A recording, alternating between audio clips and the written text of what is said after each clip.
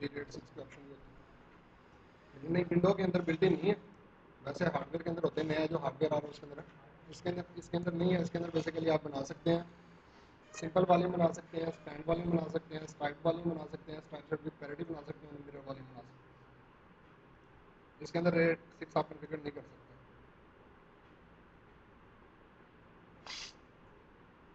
मेरा जो सिस्टम है लैपटॉप है उसके अंदर 3 ड्राइव हैं मेनली, एक तो प्राइमरी है सी जिसके अंदर बिल्ड हुई हुई है। जी जी अब अगर मैं दूसरी में या तीसरी में अगर मैं कोई और करना चाहता हूँ, सबसे पहले मैंने करना है ये 72.r2 करना है, जी जी। वो तो मैंने एक्सपेंड कर दिया मेरे ड्राइव में, वो कैसे होगा? ऑलरेडी क्या इंस्टॉल हुआ है उसके ऊपर? सी के ऊपर सी जो प्राइमरी फाइल है उसके ऊपर 77 है। आपका सिस्टम जो लैपटॉप वो 64 बिट को सपोर्ट करता है? जी 64 बिट आर्किटेक्चर को अगर सपोर्ट करता है फिर तो R2 उसके ऊपर इंस्टॉल होगी। अभी जो ड्राइव है ना वो प्राइमरी नहीं है, वो एक्सपेंड करने हैं मैंने, क्या मतलब? उसको श्रिंक कर करना है वो मैंने, फिर क्या है? हो जाएगी उसको। हाँ वो भी इंस्टॉल करना है। अच्छा एक चीज़ बताइए कि ये रेड 6 की परफॉर्मेंस ज़्यादा बेहतर होती है या RAID 5 plus 1 hot spare? RAID RAID 5 plus वो 1 रेड हॉट 5 में स्पेयर। सेम है कि इसमें भी 2 डिवाइस हमारे पास हैं इसमें रेड 5 प्लस 1 हॉट स्पेयर। हाँ मेहनत अच्छी है उनकी, लेकिन हॉट स्पेयर तो साइड में पड़ी रहती है। हॉट स्पेयर आप लोगों की बिल्कुल आइडल पड़ी रहती है, उसका कोई कंट्रीब्यूशन नहीं होती। जैसे ही कोई आप लोगों की डेड होती है वो उसकी जगह जो लेती है। जबकि रेड 6 के अंदर जो है वो 2 डिस्क को जो है पैरेटिक फॉर्मेशन के लिए रिजर्व कर लेते हैं और 2 जगह पे उसको रीराइट ऑपरेशन करना पड़ता है, जिसकी वजह से जो उसकी परफॉर्मेंस जो है वो डिक्रीज हो जाती है। अच्छा अभी जितने स्टोरेज माउंट किया है वो तमाम स्टोरेज के जो है वो पहले ड्राइवर लोड कर रहा है, पहले नेटवर्क की कॉन्फ़िगरेशन के अंदर आगे इसका आईपी वगैरह चेक कर रहा हूँ कि इस मशीन को हम लोगों ने आईपी वगैरह क्या दिया है। 2003 के अंदर आप लोगों ने नेटवर्क की कॉन्फ़िगरेशन देखनी है, वो कहाँ से आप लोग देखोगे? उसके लिए आप कंट्रोल पैनल के अंदर आओगे, कंट्रोल पैनल के अंदर यहाँ से आप नेटवर्क कनेक्शन पे आ जाओगे और आप नेटवर्क कनेक्शन पे क्लिक करोगे, उसको आप ओपन कर लो या इसको आप एक्सप्लोर कर लो। 2 लैन कार्ड यहाँ पे दिखा रहा है, ठीक है। पहले की प्रॉपर्टीज में आगे फॉर एग्जाम्पल मैंने इसको आईपी एड्रेस साइन कर दिया 192.168.0.1।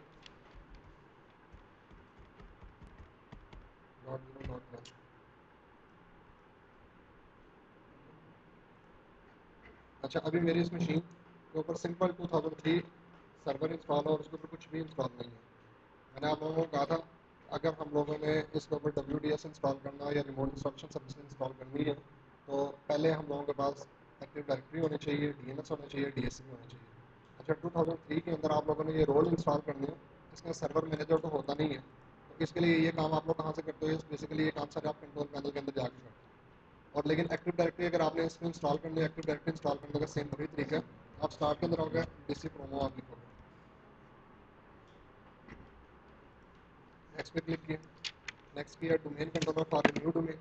अगर आपने नया डोमेन कंट्रोलर बनाना, addition domain controller for an existing domain, कि ऑलरेडी एक डोमेन बनी है उसका एडिशन डोमेन कंट्रोलर बनाना। नेक्स्ट पे domain in a new forest, नया डोमेन नई फॉरेस्ट या child domain in existing forest, कि पहले डोमेन के अंदर आपने चाइल्ड को तो ऐड करना है। मैंने कहा domain new in new forest, इसका नाम क्या रखना चाह रहा हूँ? फॉर एग्जाम्पल मैंने रखा इसका नाम student.com। इसका नेट बायोस नेम, इसका जो डोमेन का नेट बायोस नेम ये सर्च करेगा वो ऑब्वियसली इसका स्टूडेंट ही गेट करेगा। कैसे भी तो चलेगा।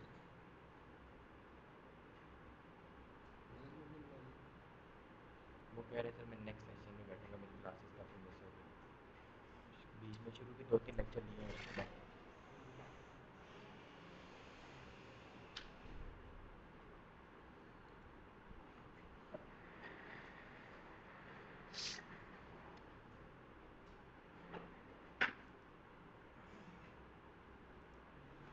मैं इसका दूसरा लैन का डिसेबल कर देता हूँ ताकि ये जो प्रॉब्लम क्रिएट ना करे, क्योंकि इसकी वजह से BS स्लो करेगा थोड़ा सा।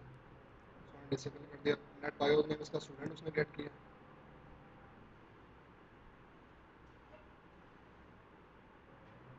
सी के ऊपर विंडोज़ के एंटिटीज सेल्स वाल का फोल्डर उसने विंडोज़ के अंदर बनाएगा, ठीक है।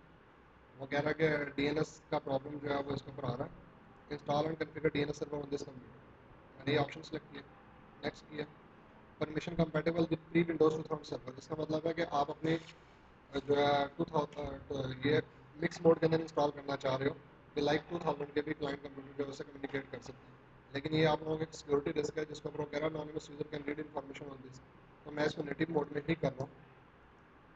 ठीक, रिस्टोर एक्टिव डायरेक्टरी का रिस्टोर मोड पासवर्ड वो मेरे से पूछ रहा हूँ, नेक्स्ट और नेक्स्ट। ठीक है, एक्टिव डायरेक्टरी का ये रोल इंस्टॉल करेगा। मीनवाइल जो है हम लोग अपना वो डिस्क मैनेजमेंट वाला जो है वो सिलसिला उस चीज़ को देख लेते हैं। क्योंकि आपने हार्ड ड्राइव को स्टोरेज को मैनेज करना हो उसके लिए आप 2000 सर्वर में या 2003 सर्वर में या 2008 सर्वर में किसी में भी आप लोग माई कंप्यूटर पर राइट क्लिक करो, राइट क्लिक करके आप लोग मैनेज पे आ जाओ। जब आप मैनेज पे आओगे तो आपके सामने कंप्यूटर मैनेजमेंट आ जाएगा। कंप्यूटर मैनेजमेंट के अंदर आपने आज में डिस्क मैनेजमेंट के अंदर, डिस्क मैनेजमेंट के अंदर यहाँ पे वो हमें हमारी मल्टीपल ड्राइव जो है वो यहाँ पे डिस्प्ले कर रहा होगा।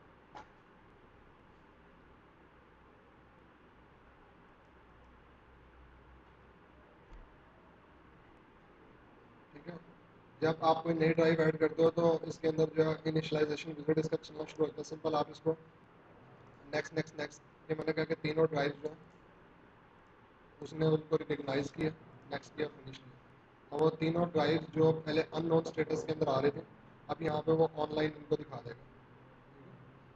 पहले आपने उनको ऑनलाइन करना था, उसके बाद आप लोगों ने उसके ऊपर जो भी ऑपरेशन परफॉर्म करना, लाइक उसका आपने फॉर्मेट करना है या उसकी पार्टीशन करनी है या जो कुछ भी करना है आप लोग वो कर सकते हैं। ये देखें इस वक्त हमारे सिस्टम के अंदर यहाँ पे 4 हार्ड ड्राइव लगी हुई है और चारों हार्ड ड्राइव की कैपेसिटी जो है वो 127 GB है। 127 GB की 4 हार्ड ड्राइव है। मिसाल के तौर पे सबसे पहले तो मैं जो है वो डायनामिक डिस्क जो है वो मैं क्रिएट करना चाह रहा हूँ। फॉर एग्जाम्पल पहले जो 117 GB है उसके ऊपर डायनामिक डिस्क क्रिएट करना चाह रहा हूँ। न्यू पार्टीशन पर क्लिक किया, नेक्स्ट किया, पहले मैं इसकी सिंपल बेसिक पार्टीशन बनाऊंगा, देन उस बेसिक पार्टीशन को मैं उसमें कन्वर्ट करूँगा डायनामिक डिस्क के अंदर। पहले आपकी सिंपल पार्टीशन वो बनेगी, फिर उसके बाद आपने उसको डायनामिक में कन्वर्ट करना और डायनामिक में कन्वर्ट करके देन फिर उसके बाद आप उसके ऊपर जो डिफरेंट टाइप के वॉल्यूम्स जो हैं वो इसके ऊपर आप क्रिएट करोगे।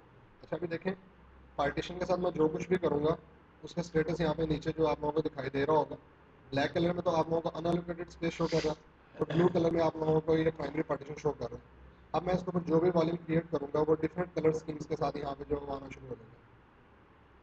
वो फॉर्मेट हो रही है, फॉर्मेट हो जाए तो देन उसके बाद हम लोग कुछ और करते हैं। ये सॉफ्टवेयर रेट है कि हार्डवेयर? ये सॉफ्टवेयर जी तो ये पार्टीशन क्रिएट की एक वो है भी जो डायनामिकली हो जाती है कि राइट क्लिक करके जी कर सकते हैं।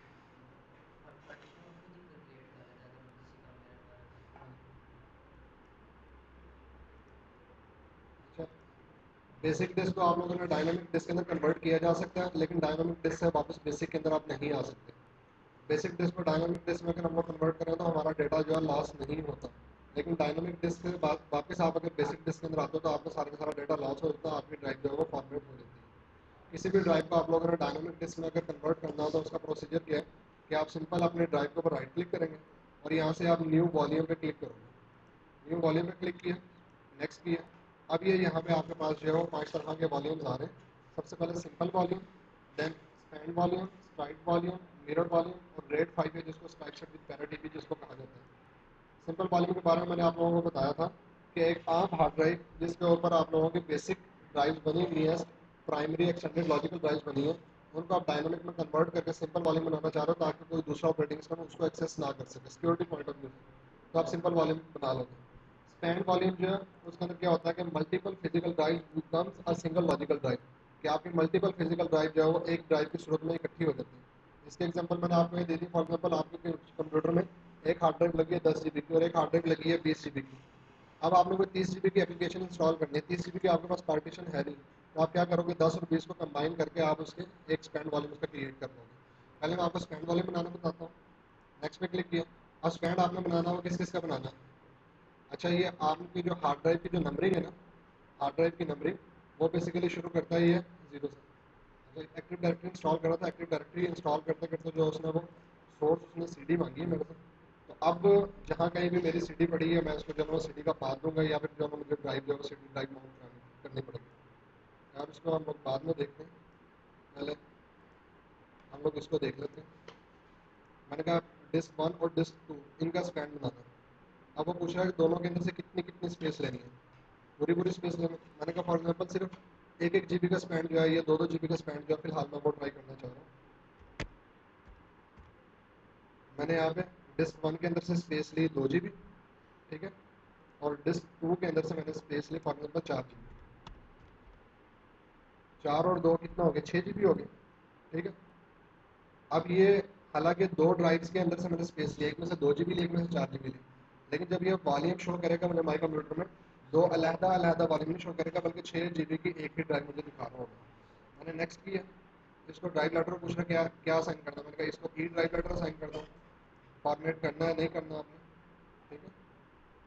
फॉर एग्जाम्पल परफॉर्म कुछ फॉर्मेट नेक्स्ट किया और फिनिश किया। अभी देखें यहाँ पे पर्पल कलर में शो कर रहा है और यहाँ पे आपको स्टैंड वॉल्यूम दिखा रहा है, ठीक है। स्टैंड वॉल्यूम का कॉन्सेप्ट क्या, कि multiple physical drive becomes a single logical drive. एक 2 जीबी की थी, एक 4 जीबी की थी, इसमें कोई कैपेसिटी की कैद नहीं है, कोई शर्त नहीं है कि दोनों एक जैसी होनी चाहिए, ठीक है, किसी भी साइज़ की हो सकती है। अब अगर हम लोग माई कंप्यूटर में जाके देखते हैं तो हमारी जो ई ड्राइव एक नई आई होगी यहाँ पे, अभी वो फॉर्मेट कर रहे हैं इसको, अगर हम इसकी कैपेसिटी देखेंगे तो इसकी कैपेसिटी यहाँ पे हमें 6 जीबी जो है वो डिस्प्ले कर रहा हूँ, ठीक है। अभी इस वजह से नहीं कर रहा क्योंकि अभी उसको फॉर्मेट कर रहे हैं, जब तक ड्राइव को फॉर्मेट नहीं कर लेता उस वक्त तो पूरा उसको वो डिस्प्ले नहीं करता, ठीक है। अच्छा, एक डिस्क के ऊपर मैं मल्टीपल वॉल्यूम्स भी क्रिएट कर सकता हूँ जी। न्यू वॉल्यूम भी बनाएंगे जी जब ये हमने कन्वर्ट करने के बाद हमारा एक न्यू वॉल्यूम जब क्रिएट करेगा हाँ जी, तो फिर पर वो मर्ज करके शो करेगा तो नहीं नहीं, आपने दो को सिलेक्ट कर लिया तो उसने उनको मर्ज कर दिया उसने। जब आपने न्यू वॉल्यूम पे क्लिक किया, मैंने न्यू वॉल्यूम पे क्लिक किया था, मेरे केस में तो अभी बिल्कुल ये अनपार्टीशन अनअलोकेटेड स्पेस है ना, आपके केस में हो सकता है कि ऑलरेडी उसके ऊपर डेटा भी पड़ा हो आपने, ठीक है। तो मैं तो उसको क्या कर रहा हूँ, उसको कंबाइन कर रहा हूँ बिल्कुल रॉ पार्टीशन को, बिल्कुल अनअलोकेटेड स्पेस, ठीक है। इस वजह से वो फॉर्मेट कर रहा था, अदरवाइज फॉर्मेट की ऑप्शन नहीं देता है, यहाँ पे नहीं दिखाता। अब ये 2 जीबी और 4 जीबी को कंबाइन करके एक 6 जीबी की मैंने ड्राइव बना ली, इसमें मैं 6 जीबी की जो एप्लीकेशन इंस्टॉल करना चाहता हूँ वो कर सकता हूँ। अच्छा, एक आप अपने डिस्क को मल्टीपल वॉल्यूम्स के अंदर एंगेज कर सकते हो। मिसाल के तौर पर अभी मैंने इसके ऊपर ये सिंपल स्टैंड वॉल्यूम बनाया, अब इसी डिस्क के ऊपर, यानी जो मेरी सेकंड और थर्ड डिस्क है, इसको मैं स्ट्राइप वॉल्यूम में भी यूज़ करना चाह रहा हूँ। तो मैं क्या करूँगा, अपने इस डिस्क में राइट क्लिक करूँगा, राइट क्लिक करने के बाद न्यू वॉल्यूम पे क्लिक किया, नेक्स्ट पे क्लिक किया। अब मैंने क्या किया, मैंने कहा स्ट्राइप वॉल्यूम, लेकिन स्ट्राइप वॉल्यूम बिल्कुल स्टैंड की तरह होता है, multiple physical drive becomes a single logical drive. Minimum 2 drive और मैक्सिमम 32 ड्राइव जो है स्ट्राइप का जो है वो पार्ट हो सकते हैं, लेकिन स्ट्राइप के अंदर ये है कि आपकी रीड राइट परफॉर्मेंस जो है बहुत ज़्यादा आप लोगों की इंप्रूव होती है, बहुत ज़्यादा एफिशिएंट होती है, स्टैंड में जबकि स्लो होती है।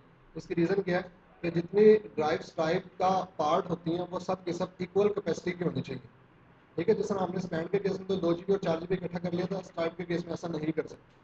मिसाल के तौर पर मैं 2 डिस्क का जो है मैं स्ट्राइप बनाना चाह रहा हूँ, ठीक है। पहले डिस्क के अंदर फॉर एग्जाम्पल मैंने सिर्फ 1 जीबी जगह ली, ठीक है, बल्कि दोनों के अंदर से मैंने एक एक जीबी ली, तो कितने में मैं 2 जीबी का बन गया। नेक्स्ट किया, ड्राइव लेटर उसको एफ असाइन करना चाह रहा हूँ और फॉर्म में कुछ फॉर्मेट किया, नेक्स्ट किया, फिनिश किया। अब यहाँ पे किसी और कलर कोडिंग के साथ यहाँ पे आ जाएगा, देखिए ये आपको ये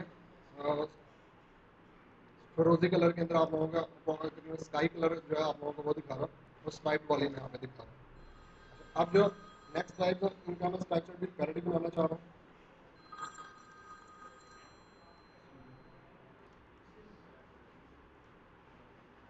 अच्छा, बाकी जो स्पेस है, बाकी स्पेस को मैं स्ट्राइप सेट विद पैरेडी या रेड 5 के अंदर मैं इसको एंगेज करना चाह रहा हूँ, तो उसके लिए शर्त है कि कम से कम 3 ड्राइव होनी चाहिए, ठीक है, क्योंकि एक ड्राइव को पैरेडी इन्फॉर्मेशन रखता है।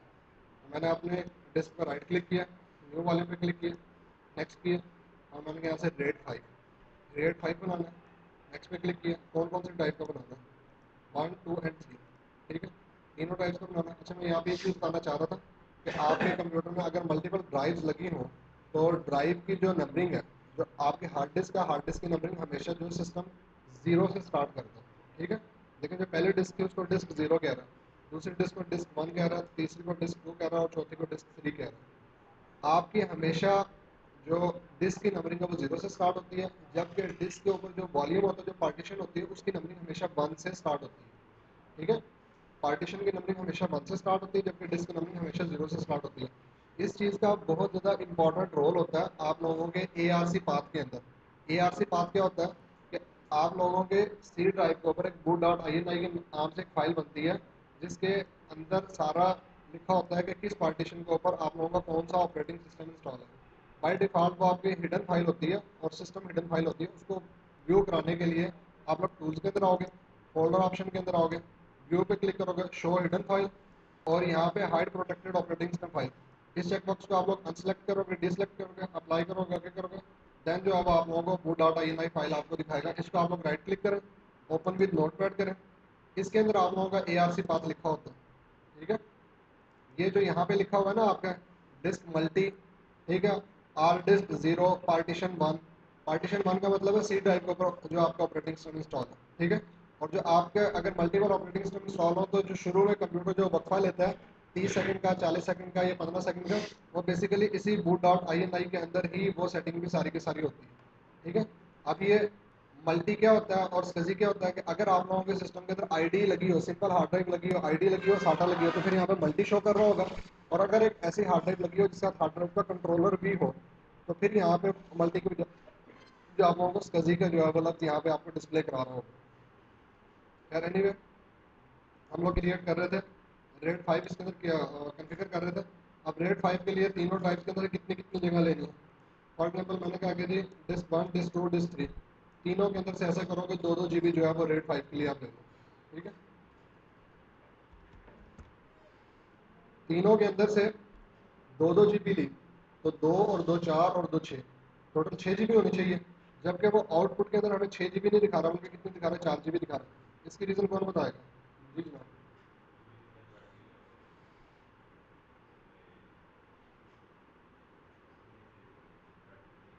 जी बाकी जो स्पेस बचने की वो सिस्टम है वो इसके अंदर जो बचने की हो जाएगा, यानी अगर आप स्पेस भी एक बनानी है दूसरी स्पेस से ही आपको वो ड्राइव को बनानी है, बाकी स्पेस को लेना पड़ेगा। सर -1 का हो गया था रेड 5 का, पैरिटी की यूज़ करके उसमें।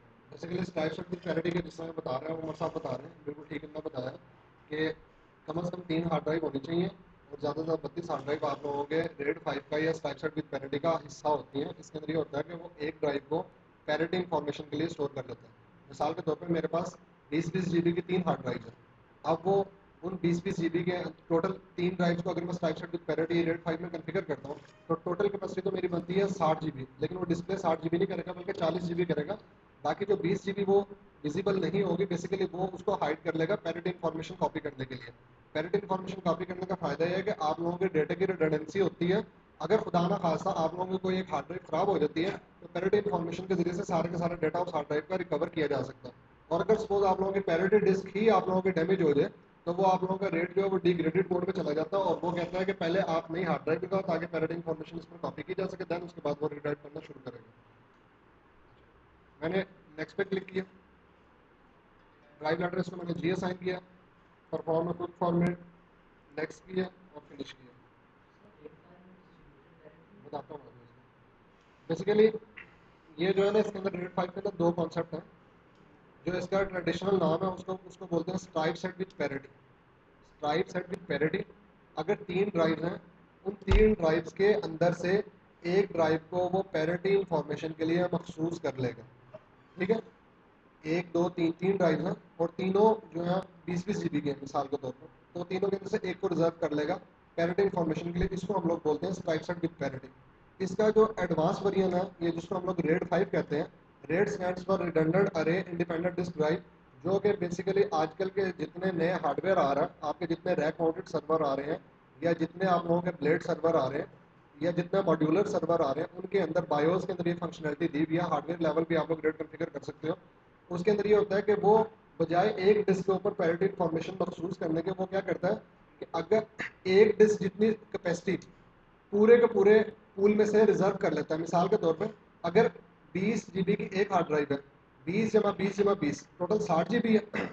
60 GB के अंदर से 40 GB तीनों के अंदर से वो रखेगा डेटा की स्टोरेज के लिए और तीनों के अंदर से थोड़ी थोड़ी इन्फॉर्मेशन अप्रॉक्सीमेटली आपकी वो बनती है तकरीबन कोई 6.5 GB के करीब, 6.5-6.7 GB के करीब, यानी हर एक में से 6.5 GB लिखेगा। यानी डिस्ट्रीब्यूटेड पैरिटी होती है, हर डिस्क के ऊपर डेटा भी होता है, हर डिस्क के ऊपर पैरिटी भी होती है, ठीक है।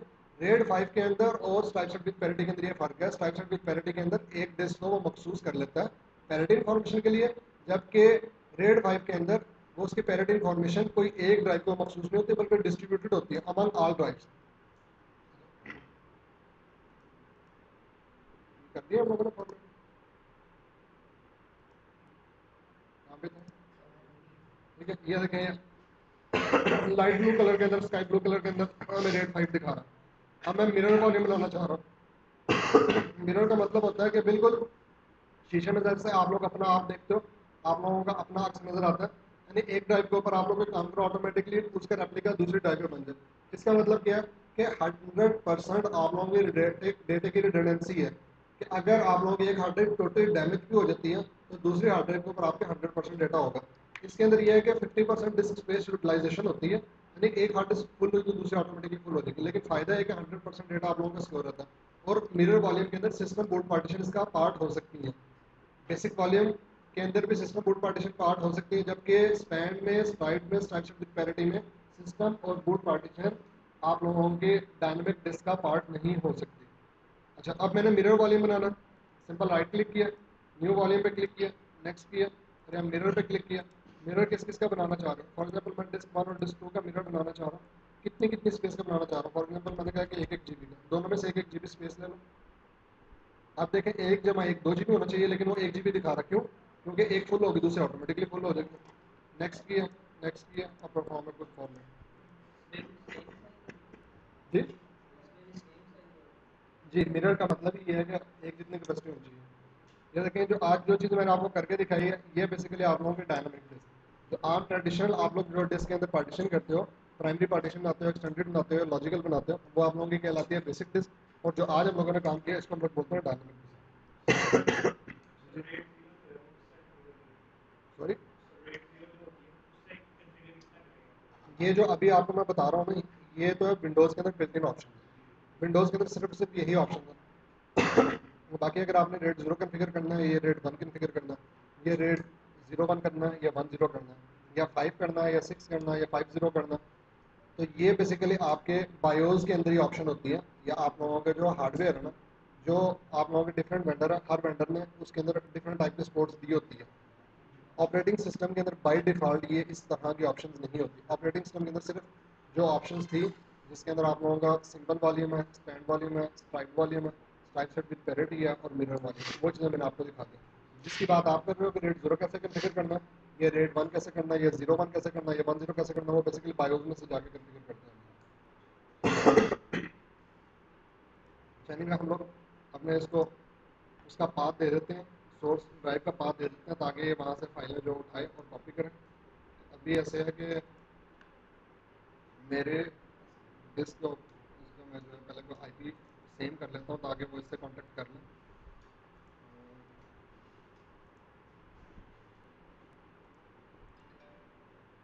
उसको आईपी फॉर एग्जाम्पल मैं उसी सीरीज़ का देता हूँ 192.168.0.201।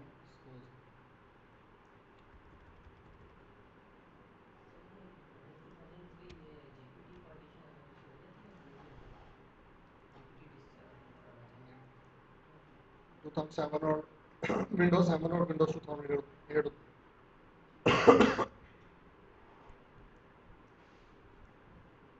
अच्छा, अब मैंने वहाँ से इसको, ये अब जो है ना हम लोगों ने इसके जो सीडी रोम थी वो तो इसे डिसमाउंट कर दी। सीडी रोम की जगह पे हम लोगों ने हार्ड ड्राइव को जगह दे दी, और सीडी डिसमाउंट होगी। एक सूरत तो ये है कि मैं ऐसे ही सारे सेटअप को यहीं पे कैंसिल करूँ, वाइंड अप करूँ, और दोबारा से इसके साथ सीडी माउंट करूँ। दूसरी सूरत ये है कि अगर मेरी बेस मशीन के ऊपर अगर मैं 2003 का मीडिया पड़ा हुआ तो मैं यहीं से ब्राउज करके उस मीडिया का पाथ दे दूँ। तो मैं पहले अपनी बेस मशीन को एक्सेस करता हूँ, यहाँ से डबल बैक स्लैश IP दूंगा,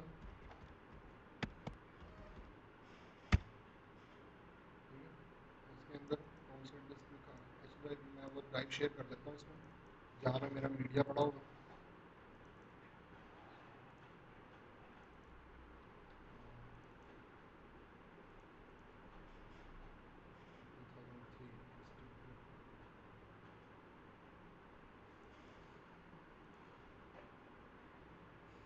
इसमें यहाँ से पाथ दे भी दूंगा ना, कि वो उसका पाथ देने का कोई फ़ायदा नहीं होगा, क्योंकि इसको जो है एक्सट्रैक्टेड मीडिया चाहिए। तो उसके लिए जो है ना हमें पहले इसको जो है एक्सट्रैक्ट करना पड़ेगा।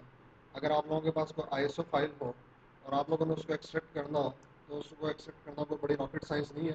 सिंपल आप बिन RAR अपने सिस्टम में इंस्टॉल करें और उसके ज़रिए से जो है आप ISO फाइल को जो एक्सट्रैक्ट कर सकते हैं।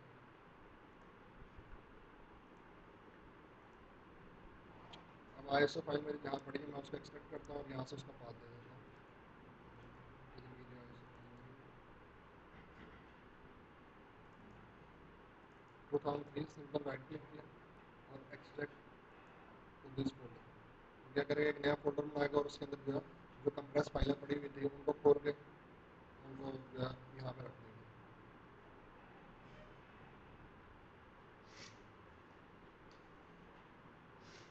थोड़ी देर लगाएगा, ये एक्सट्रैक्ट हो जाएगा।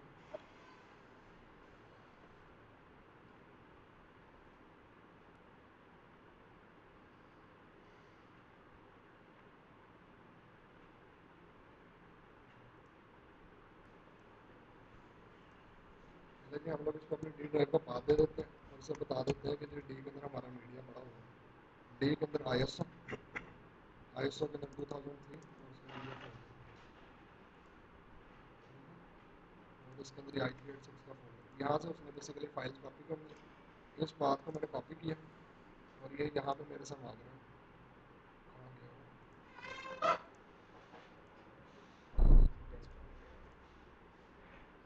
इसको पेस्ट कर देता हूँ। नीचे गया हुआ था।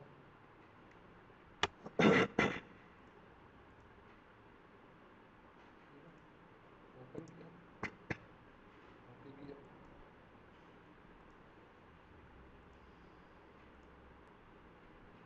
एक्टिव डायरेक्टरी हम लोग इंस्टॉल होगी भी है। एक्टिव डायरेक्टरी इंस्टॉल होने के बाद हम लोग क्या करेंगे, इसके अंदर DNS करेंगे, DHCP करेंगे और इसमें WDS करेंगे। अब वो हम लोगों ने रोल कहाँ से करने हैं, 2003 में हम लोगों ने अगर ये रोल करने होते थे उसके लिए हम लोग अपने कंट्रोल पैनल के अंदर आते थे। कंट्रोल पैनल के बाद आप कहाँ पे आओगे, ऐड रिमूव प्रोग्राम और ऐड रिमूव प्रोग्राम से ऐड रिमूव विंडोज कंपोनेंट्स। उसमें चूँकि पैरेलल में एक्टिव डायरेक्टरी इंस्टॉल हो रही है इस वजह से थोड़ा जो है ना वो आपको स्लो फील हो रहा है। ऐड रिमूव प्रोग्राम के अंदर आ जाओगे, ऐड रिमूव प्रोग्राम के बाद ऐड रिमूव विंडोज कंपोनेंट्स में आ जाओगे।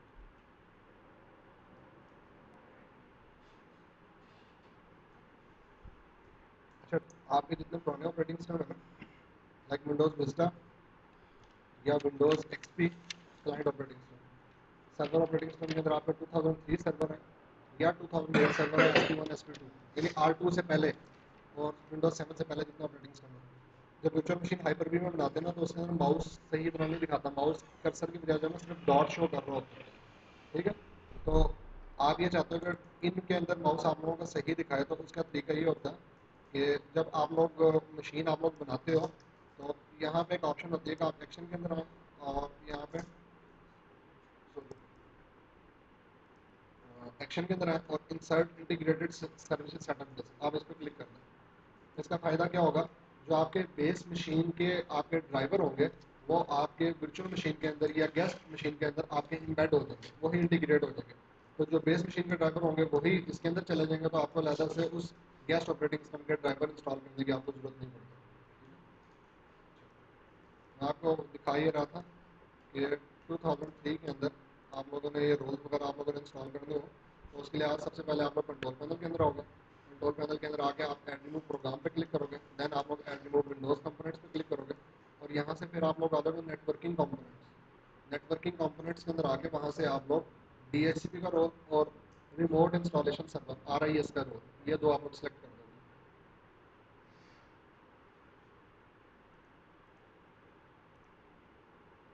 फिनिश कर रहा हूँ मैं इसको, लेकिन अभी मैं रीस्टार्ट नहीं कर रहा हूँ। अगर रीस्टार्ट करूँगा तो अच्छा, इतनी देर में रीस्टार्ट होता है, इतनी देर में आप लोगों को मैं एक चीज़ और बता देता हूँ कि 2003 के अंदर आप लोगों ने अगर अनअटेंडेड इंस्टॉलेशन करनी हो, 2003 में अगर आप लोगों ने अनअटेंडेड इंस्टॉलेशन करनी हो या विंडोज़ XP की अगर आप लोगों ने अनअटेंडेड इंस्टॉलेशन करनी हो तो उसके आप लोगों की बूटेबल फाइल जो है वो कैसे बनेगी और कहाँ से बनेगी। बेसिकली XP के अंदर या 2003 के अंदर आप लोगों के पास एक सपोर्ट का फोल्डर होता है, सपोर्ट के अंदर आप लोगों के पास एक टूल का फोल्डर होता है, टूल के अंदर एक आप लोगों के पास डिप्लॉय की कैबिनेट फाइल होती है। ठीक है, इस फाइल के ऊपर आप लोग, मैं इसको डोंट स्टॉप करता हूँ और मैंने इसको कॉपी की है, इसको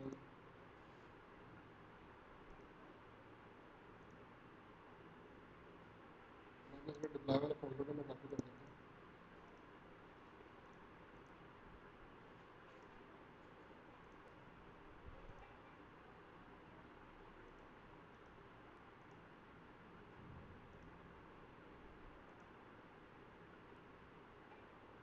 इसके अंदर आप लोगों के पास एक फाइल होगी सेटअप मैनेजर की।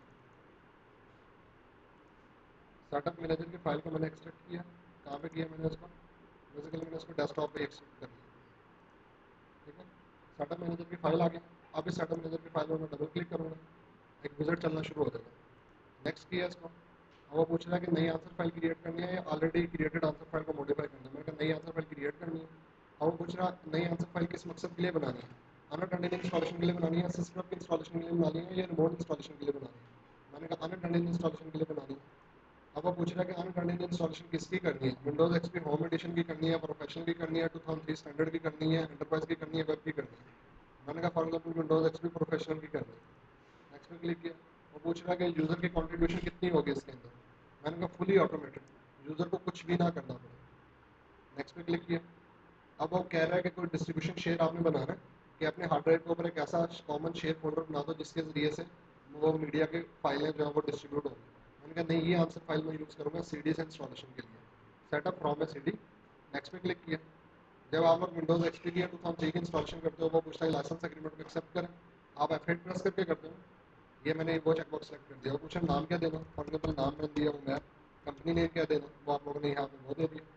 देन उसके बाद आपने अपने मॉनिटर की फ्रीक्वेंसी, कितने बिट कलर, स्क्रीन रेजोल्यूशन वगैरह जो सेट करनी है वो आपने यहाँ से वो दे दी।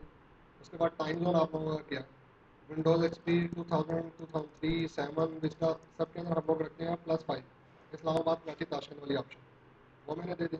अब वो पूछा CD की क्या, यहाँ पे आपने विंडो एक्सपी की CD की दे दी। मैंने तो वैसे कॉमन कर दिया ना, आपने प्रॉपर CD की दे दी। और पूछा कंप्यूटर का नाम क्या रखना, फॉर एग्जाम्पल मैंने कहा कंप्यूटर का नाम रखो PC1। ठीक है, अगर मैं इस स्क्रिप्ट को मल्टीपल टाइम इस पर एग्जीक्यूट करवाना चाह रहा हूँ, फर्स्ट टाइम एग्जीक्यूट होगा नाम देगा PC1, सेकंड टाइम एग्जीक्यूट होगा उसका नाम देगा PC2, थर्ड टाइम एग्जीक्यूट होगा उसका नाम देगा PC3। दूसरी सूरत ये है, आप इंपोर्ट पे क्लिक करो, आपके कंप्यूटर में जहाँ कहीं भी आपकी टेक्स्ट फाइल पड़ी है, नोटपैड की फाइल पड़ी है जिसके अंदर हर लाइन में एक सिस्टम का नाम रखा है। फॉर एग्जाम्पल आप लैब के सिस्टम कर रहे हो और वो lab for example English department की आप लोगों ने सिस्टम्स के नाम ऐसे रखे ENG-1 ENG-PC2 ENG-PC3। आप लोग उस फाइल का पाथ दे दो, वहाँ से सारे सिस्टम्स की लिस्ट इंपोर्ट कर देंगे। अच्छा एनीवे, या फिर automatically generated computer name based on the organisation name specified on the name and the organisation page. ठीक है, जो आप लोगों ने शुरू में ऑर्गेनाइजेशन का नाम दिया ना, जिसमें मैंने अभी ESL दिया, एक्सपर्ट सिस्टम लिमिटेड दिया, तो खुद ब खुद उसकी बेस पे ESL1 ESL2 ESL3 इस तरीके से कंप्यूटर्स का नाम जनरेट करता जाएगा अगर मैं इस चेकबॉक्स को सिलेक्ट कर दूँगा। ठीक है, मैं इसको भी चेक कर रहा हूँ। नेक्स्ट पे क्लिक किया। वो पूछ रहा है, कह रहा है कि पासवर्ड क्या देना, 127 कैरेक्टर तक मैं कोई भी पासवर्ड दे सकता हूँ। और देन यहाँ पे एक और मजे की ऑप्शन है, इनक्रिप्ट करना है इस पासवर्ड को आंसर फाइल के अंदर जब आंसर फाइल क्रिएट करनी है, ताकि कोई किसी के हाथ लग भी जाए तो एडमिनिस्ट्रेटर का पासवर्ड रीड ना कर सके। When a destination computer start automatically log in as administrator, जब कंप्यूटर के ऊपर विंडो डिप्लॉय हो जाएगी, एक्सपी डिप्लॉय होगी, ऑटोमेटिकली क्या होगा, एडमिनिस्ट्रेटर के अकाउंट से लॉग इन हो जाए। पहली बार तो लॉग इन हो या पहले 2 बार लॉग इन हो या पहले 3 बार लॉग इन हो, यहाँ से आप स्पेसिफाई कर सकते हो। मैंने सिर्फ पहली बार लॉग इन हो। नेक्स्ट पे क्लिक किया। आपने कंप्यूटर को IP एड्रेस वगैरह क्या देना है, टिपिकल सेटिंग देनी है या कस्टम सेटिंग। टिपिकल दोगे तो अगर DHCP पे चल रहा होगा तो DHCP से खुद ही IP एड्रेस दे देगा। अगर प्रॉपर खुद से देना चाह रहे हो तो यहाँ से आप कस्टम करके आप खुद से भी दे सकते हो। फॉर एग्जाम्पल मैंने कहा कि फॉर द टाइमिंग मैंने कहा टिपिकल इंस्टॉलेशन भी जाना दो। नेक्स्ट किया। अब आपने वर्क ग्रुप या डोमेन से ज्वाइन कराना है, नहीं करवाना, डोमेन से ज्वाइन कराना। आपके डोमेन का नाम क्या है, मैंने कहा जी मेरे डोमेन का नाम है स्टूडेंट। ठीक है, कंप्यूटर का अकाउंट भी क्रिएट कर दो। किस यूज़र के पास राइट्स है, फॉर एग्जाम्पल मैंने कहा एडमिनिस्ट्रेटर के पास, एडमिनिस्ट्रेटर का पासवर्ड दिया 2 बार। ठीक है, ये बेसिकली डोमेन एडमिन का पासवर्ड आप। नेक्स्ट किया। देन उसके बाद पूछ रहा है कि आपके कंप्यूटर में अगर टैक्स मॉडल लगा होगा तो वो पूछ रहा है कि आप कौन से मुल्क से बिलोंग करते हैं। आप पाकिस्तान सेलेक्ट किया, एरिया कोड किया आपका 44, इंडिया का क्या, सॉरी 051 है क्या। अच्छा, देन उसके बाद आपके कौन से आपके टोन डायल है या पल्स डायल आपके, मैंने कहा टोन डायल है। ठीक है, रीजनल सेटिंग के अंदर ये है कि by default United state English use करता है वो एज ए इनपुट लैंग्वेज वगैरह, और करेंसी का फॉर्मेट और डेट टाइम का फॉर्मेट। ठीक है, लैंग्वेज जो है आपने एडिशनल कोई इंस्टॉल करनी है, अरेबिक करनी है, ग्रीक करनी है, जो भी करनी है, मैंने कहा उसकी ज़रूरत नहीं है। देन उसके बाद इंटरनेट एक्सप्लोरर के अंदर आप लोगों ने कोई प्रॉक्सी वगैरह डलवानी है कि अगर आपके एनवायरनमेंट में प्रॉक्सी के जरिए इंटरनेट चलता है, मैंने कहा नहीं उसकी भी ज़रूरत नहीं है। इंस्टॉलेशन फोल्डर बाय डिफॉल्ट जो आप लोगों की विंडो इंस्टॉल होती है विद एंटी का फोल्डर बनाती है। आपने कहा नहीं विद एंटी का फोल्डर ना बनाए, बल्कि एक नया फोल्डर बनाए। किस नाम से, फॉर एग्जाम्पल आपने कहा सिस्कॉम के नाम से, सिस्कॉम के नाम से फोल्डर बनेगा, उसके अंदर विंडो आप लोगों की इंस्टॉल होगी। ठीक है। साथ में कोई प्रिंटर इंस्टॉल करना है, नेटवर्क पर कोई प्रिंटर है तो आप लोग उसको भी यहीं से ऐड करवा सकते हो। रन मंथ्स के अंदर ये है कि जब आपकी विंडो इंस्टॉल हो जाएगी तो ऑटोमेटिकली आप लोगों के एक मरतबा जो है ये आपके कोई कमांड रन होगी और आप किसी बैच फाइल को या किसी एक्सेल फाइल को या किसी MSI फाइल को रन करवा सकते हो, तो बैच फाइल को स्क्रिप्ट वगैरह रन करवा सकते हो। तो विंडो इंस्टॉल हो जाए उसके बाद ये सेटिंग खुद ब खुद हो, इनको उसकी ज़रूरत नहीं। मजीद इसके अलावा कोई और एडिशन कमांड है, मैंने कहा नहीं उसकी ज़रूरत नहीं, फिनिश किया। अब वो कह रहा है कि इस आंसर फाइल को किस जगह पर सेव करवाना चाह रहा है, मैंने कहा ब्राउज पे क्लिक किया और सी ड्राइव में मैंने कहा कि अनअटेंडेड के नाम से सी पे सेव कर दो, ओके किया, ठीक है। अब ये फाइल बेसिकली यहाँ पे 2-3 फाइल यहाँ पे क्रिएट कर देगा। कंप्लीटिंग सेटअप मैनेजर, और ये देखें unattended dot text, unattended dot batch और अनअटेंडेड डॉट यूडीबी। जो आपके काम की फाइल है वो इसके अंदर से अनअटेंडेड डॉट टेक्स्ट फाइल है, ठीक है। अनअटेंडेड टेक्स्ट फाइल को मैंने खोला, डबल क्लिक किया और देखें नोट पैड के अंदर ही है आपके पास एक जो फाइल बनी हुई यहाँ पे आ गई आपके पास, ठीक है। अब देखें उसके अंदर क्या कहा, उसने कहा ऑटो पार्टीशन 1। ऑटो पार्टीशन का मतलब वो खुद ब खुद पार्टीशन कर देगा, ठीक है, और पहली पार्टीशन को फिर विंडो इंस्टॉल करेगा, ठीक है। Unattended installation yes, fully unattended है, ठीक है। उसके बाद अब पासवर्ड जो आपका जो भी आपका आप लोगों ने दिया ऑटो लॉगिन करे नहीं करे, टाइम जोन आपका जो भी है, ठीक है। उसके बाद आपकी एसटीडी की आ गई, नाम बंदे का, ऑर्गेनाइजेशन का नाम, ठीक है। उसके बाद रेजोल्यूशन कितनी रखनी है, फिर कंप्यूटर का नाम वगैरह क्या देना है, डोमेन ज्वाइन करवानी है नहीं करवानी, ठीक है, वो सारी चीज़ें। अच्छा, विंडोज़ 2003 से पहले जो है ये एंटी फोर वगैरह के अंदर ये सारा काम मैनुअल करना पड़ता था। ये कमांड लाइन इंटरफेस पे जाके सारा का सारा इसका आपको टेक्स्ट सिंटैक्स लिखना पड़ता था और एक बड़ा अजाब था। इसमें अगर एक चीज़ भी गलत हो जाती थी तो अनअटेंडेड इंस्टॉलेशन नहीं होती थी। 2003 से ऑनवर्ड जो माइक्रोसॉफ्ट ने बहुत ज़्यादा आसान कर दिया होगा। एक्सपी के अंदर 2003 के अंदर ये काम करता है हम लोग सेटअप मैनेजर के जरिए, जो कि डिप्लॉय डॉट कैट के अंदर पड़ा होता है, उसको एक्सट्रैक्ट करने से निकलता है। जबकि विंडोज़ विस्टा के अंदर, विंडोज़ 7 के अंदर, विंडोज़ 2008 के अंदर और विंडोज़ 2008 R2 के अंदर ये काम हम लोग करते हैं विंडोज़ ऑटोमेटिक इंस्टॉलेशन किट के साथ। क्लियर है? मैंने आपको क्या क्या बताया, डायनामिक डिस्क के बारे में बता दिया और आपको मैंने अनअटेंडेड इंस्टॉलेशन के लिए फाइल बनाने के बारे में बता दिया। अच्छा, अब मैं चाह रहा हूँ कि मेरी विंडोज़ एक्सपी ऑटोमेटिकली इंस्टॉल हो जाए, मैं सीडी डालूँ, मुझे इस फाइल का पाथ भी ना देना पड़े। एक तरीका तो ये है कि सीडी मैं DOS से बूट करूँगा, पहले CD स्पेस i386 करके i386 के फोल्डर में होगा, फिर Win90 की कमांड लिखूंगा slash unattended colon sign unattended file का पाथ मेरी हार्ड ड्राइव में कहाँ पड़ी, वहाँ से फाइल उठा के इंस्टॉलेशन शुरू करेगा। मैं चाह रहा हूँ मुझे कमांड भी ना देनी पड़े, कंप्यूटर में CD डालो, कंप्यूटर CD से बूट हो, खुद ब खुद सारा काम कर दे।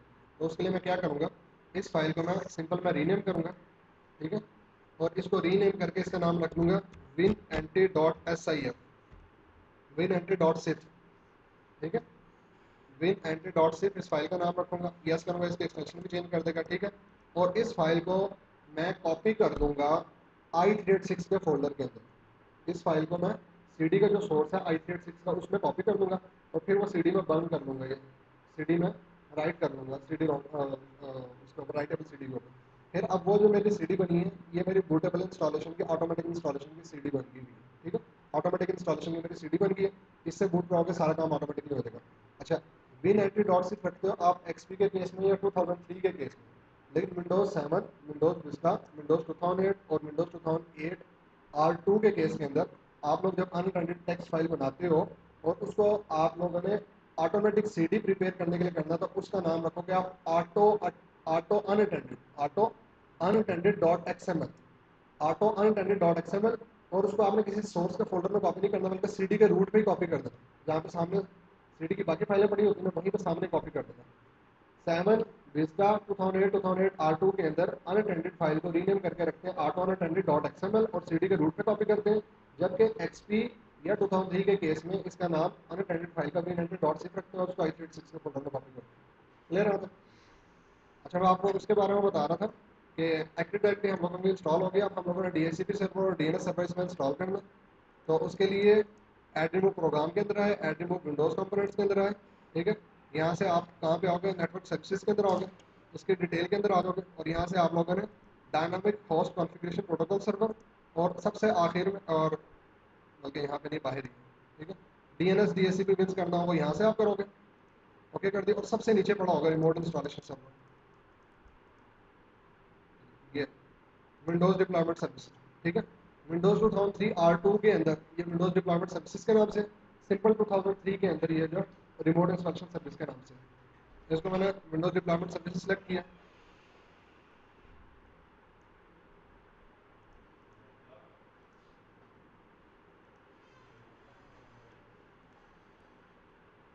बेसिकली यहाँ से कंपोनेंट सेलेक्ट करेगा, इंस्टॉल करेगा। ये इंस्टॉल करने के बाद जो है आप लोगों ने इसको कॉन्फ़िगर करना, और कॉन्फ़िगर आपने इसको बिल्कुल उसी तरह से करना है जिस तरीके से हम लोगों ने 2008 के अंदर किया था। इसके अंदर थोड़ी सी इसके अंदर जो है फाइन ट्यून कर सकते हैं। मतलब ये कि इसके अंदर सामने पड़ी होती है, जिस तरह हम लोगों ने 2008 के केस के अंदर तो ये किया था कि इमेज के साथ हम लोगों ने अनइंटेंडेड फाइल को एसोसिएट किया था, जबकि 2003 के अंदर ये होता है कि जब WDS कॉन्फ़िगर होता है, इंस्टॉल होता है, तो खुद ब खुद उसकी अनइंटेंडेड फाइल भी क्रिएट कर देता है, और उस अनइंटेंडेड फाइल को हम लोग देख भी सकते हैं और उसको हम लोग मॉडिफाई भी कर सकते हैं। ठीक है, WDS के अंदर एक जो कबाहत है, एक डिसएडवांटेज थी, वो ये था कि जब WDS के अंदर इंस्टॉलेशन करते हैं ना, तो ये क्या करता कि सारी की सारी हार्ड डिस्क की स्पेस यूज़ कर लेता, प्री पार्टीशन करके सबकी एक ही वो जो है वॉल्यूम बनाता है। मिसाल के तौर पर अगर आपके पास 200 GB की ड्राइव लगी हुई है और सिर्फ सी ड्राइव के ऊपर से विंडो उड़ी हुई है, WDS के जरिए से आप 100 कंप्यूटरों पर विंडो इंस्टॉल करना चाह रहे हो, आप चाह रहे हो सिर्फ सी के ऊपर विंडो इंस्टॉल हो, तो WDS क्या करता था, जितने 100 कंप्यूटर थे सबकी पार्टीशन, चाहे किसी की 3 बनी, 4 बनी, 5 बनी, सारी की सारी पार्टीशन को डिलीट कर देता था और सबको रीपार्टीशन करके सिर्फ सिंगल एक ही वॉल्यूम क्रिएट करता था और सी पे विंडो इंस्टॉल करता था। उस मसले से बचने के लिए हम लोगों के पास ऑप्शन ये है कि जो हमारे पास WDS के अंदर अनइंटेंडेड फाइल बनती है, उस अनइंटेंडेड फाइल के अंदर 2 पैरामीटर होते हैं। एक होता है कि ऑटो पार्टीशन, वो यस होता है, उसको हम लोगों ने नो कर देना कि खुद ही पार्टीशन ना करो। जब पार्टीशन स्टेज पे पहुंचता था कंप्यूटर रुक जाता था कि पूछता पार्टीशन करनी नहीं करनी। और दूसरा पैरामीटर होता था यूज होल्ड डिस्क, उसको भी हम लोग करते हैं। अगर आप लोग बैठते हो तो मैं अभी करके दिखा देता हूँ, अगर टाइम है तो। अगर जो MP की क्लास पढ़ना चाहते हैं तो एक चले जाओ। अच्छा, ये देर इस वजह से लगा रहा क्योंकि हम लोगों ने एक्टिव डायरेक्टरी इंस्टॉल की थी। एक्टिव डायरेक्टरी इंस्टॉल करने के बाद हम लोगों ने इसको रिस्टार्ट नहीं किया था, उसकी वजह से देर लगा रहा है ये। तो मैं इसको जो है ना रिस्टार्ट कर लेता हूँ। जिस किसी की क्लास मिस हो रही है, लेट हो रही है, जाना चाहता है चला जाता है। लेक्चर की रिकॉर्डिंग हो रही है, आप लोगों को मिल जाएगी। बस अब मैंने ये बताना है इसके अंदर कि WDS के अनइंटेंडेड फाइल को जो है वो मॉडिफाई कैसे किया जाता है, कि यूज होल्ड डिस्क और ऑटो अनइंटेंडेड वो काम करता है। और दूसरी एक और इम्पॉर्टेंट चीज़, तो शुरू में मैंने आप लोगों को शुरू के लेक्चर में बताया था कि अगर एक ऑर्गेनाइजेशन की रिक्वायरमेंट ये है कि रिमोटली विंडो भी डिप्लॉय हो, सॉफ्टवेयर भी डिप्लॉय हो, सारी सेटिंग्स भी कॉपी हो, तो रिमोट इंस्टॉलेशन के अंदर ही एक एडवांस फीचर होता है रीप्रैप। वो रीप्रैप को कैसे एग्जीक्यूट करते हैं वो मैं भी आपको करके दिखा दूँ। रीप्रैप का बेसिकली कॉन्सेप्ट क्या है कि जो रिमोट इंस्टॉलेशन सर्वर है, रिमोट इंस्टॉलेशन सर्वर के जरिए से रिमोटली सिर्फ विंडो XP या विंडोज 2003 डिप्लॉय होती है। इसमें WDS के जरिए से विस्टा 7 2008 2008 R2 रिमोटली डिप्लॉय होती है। लेकिन अब रिक्वायरमेंट ये है कि जितने नेटवर्क कनेक्टेड कंप्यूटर हैं, WDS या रिस्क के जरिए से जहाँ विंडो इंस्टॉल हो रही है, साथ में ऑफिस भी हो जाए, अडोब फोटोशॉप भी हो जाए, सारी ग्राफिक की एप्लीकेशन और सारी चीज़ें हो जाए, इंस्टॉल हो जाए, तो फिर हम लोग क्या करते हैं, एक सैम्पल क्लाइंट कंप्यूटर पर इंस्टॉलेशन करवा लेते हैं WDS के जरिए। फिर WDS के जरिए जब इंस्टॉलेशन होगी एक कंप्यूटर की सक्सेसफुल, फिर हम लोग क्या करते हैं, उस सिस्टम के ऊपर मैनुअल सारे सॉफ्टवेयर वगैरह इंस्टॉल कर देते हैं, जितनी कॉन्फ़िगरेशन करनी है, जो सेटिंग करनी है, कस्टमाइजेशन करनी है, वो सारी कर देते हैं। फिर उस सैम्पल क्लाइंट कंप्यूटर से बैठ के WDS सर्वर के अंदर बनी हुई रिमोट इंस्टॉल की डायरेक्टरी को एक्सेस करते हैं, और उसके अंदर एक यूटिलिटी फाइल पड़ी हो, एक यूटिलिटी एक एग्जी पड़ी होती है, उस एग्जी को हम लोग एग्जीक्यूट करते हैं, जिसका नाम होता है रिप्रैप। जब उसको एग्जीक्यूट करते हैं तो रिप्रैप क्या करता है, ये जो जिस मशीन पे हम लोग बैठे हुए हैं, जो हमारा सैम्पल क्लाइंट कंप्यूटर है, इसका इमेज उठा के सर्वर के ऊपर ट्रांसफर कर देता है। अब सर्वर के पास 2 इमेज आ गए, एक ब्लैंक इमेज आ गया जिसमें सिर्फ विंडो, और दूसरा सैंपल इमेज आ गया जिसके अंदर सारी की सारी सेटिंग इंस्टॉलेशन हो रहा है। ये कैसे करते हैं, तो अगर थोड़ा आप लोग वेट कर सकते हैं, मैं अभी आप करके दिखाता हूँ।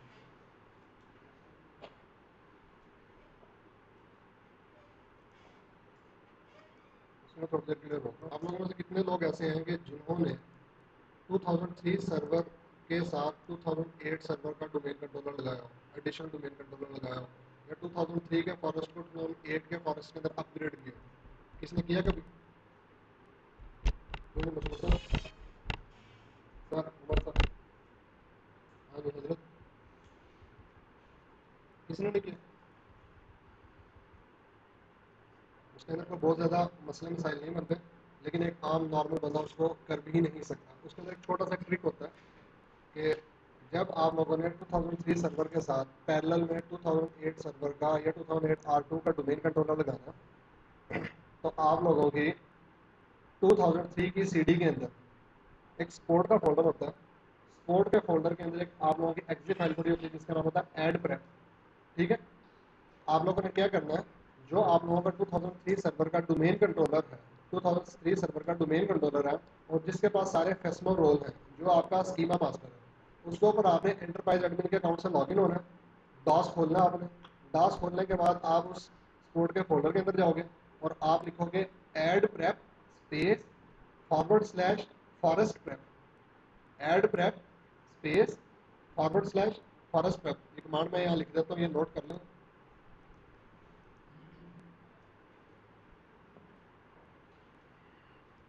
Add prep slash forest prep, ठीक है। और दूसरा करते हो add prep slash domain prep, ठीक है। ये दो कमांड्स आप लोगों ने लाजमी देनी है। ये दो कमांड्स आप लोग दोगे तो देन उसके बाद आप डीसी प्रोमो को विजिट चलाओगे, 2008 का डोमेन कंट्रोलर बनेगा। जब तक ये दो कमांड्स नहीं दोगे, और ये देनी कहाँ पे, जो 2003 वाला डोमेन कंट्रोलर जो आपका स्कीमा मास्टर है एंटरप्राइज एडमिन के अकाउंट से लॉगिन होने के बाद, ठीक है। अगर सपोज अनफॉर्चुनेटली आपके पास, अगर सपोज आप लोगों के पास 2003 का मीडिया ही उस वक्त अवेलेबल ना हो, से किसी ऑर्गेनाइजेशन में आज से 5 साल पहले 2003 डिप्लॉय हुआ था, आज वो डिसीजन ये ले रहे हैं कि जी हम लोग 2008 R2 के ऊपर शिफ्ट हो रहे हैं, तो आप क्या करो कि इंफ्रास्ट्रक्चर को अपग्रेड कर दो, एडिशनल डोमेन कंट्रोलर लगाओ 2008 R2 के, और उसके बाद कस्टमर रोल ट्रांसफर कर दो, नए सर्वर के ऊपर पुराने वालों को डिमोट कर दो, अनइंस्टॉल कर दो। तो अब आपके पास 2003 की तो सीडी है नहीं है, फिर आप क्या करोगे, 2008 R2 की सीडी डालोगे। 2008 R2 की सीडी के अंदर आपका एक फोल्डर होता है स्पोर्ट का फोल्डर, उस स्पोर्ट के फोल्डर के अंदर होता है आपके टूल का फोल्डर, उस टूल के अंदर एक और होता है फोल्डर आप लोगों का ऐड प्रेप। ऐड प्रेप के उस फोल्डर के अंदर आके वहां से आप ये कमांड एग्जीक्यूट करोगे, add prep slash forest prep और add prep slash domain prep. ये चलाओगे देन उसके बाद आप 2008 का डोमेन, और ये काम करना कहाँ पे, 2003 के डोमेन कंट्रोलर में बैठ के करना, 2008 के डोमेन कंट्रोलर में बैठ के नहीं करना। और अगर 32 बिट विंडो है तो 32 बिट वाले x86 के फोल्डर में आके करना है, और अगर आपके पास 64 बिट विंडो है तो 64 बिट वाला जो फोल्डर है उसके अंदर आके काम करना है, ठीक है। अमूमी तौर पर इस चीज़ के बारे में लोगों को नहीं पता होता और वो 2003 से 2008 के ऊपर उसको अपडेट नहीं कर सकते, अच्छा नहीं जी। पेपर में हम लोगों को प्रॉब्लम ये है कि पेपरों में भी हम लोग जो है वो 2 नंबर तरीके से करते हैं और सवालों का रटा मारते हैं, उसको भी समझ के नहीं करते, वो भी समझ के करना तो बहुत कुछ हो सकता है।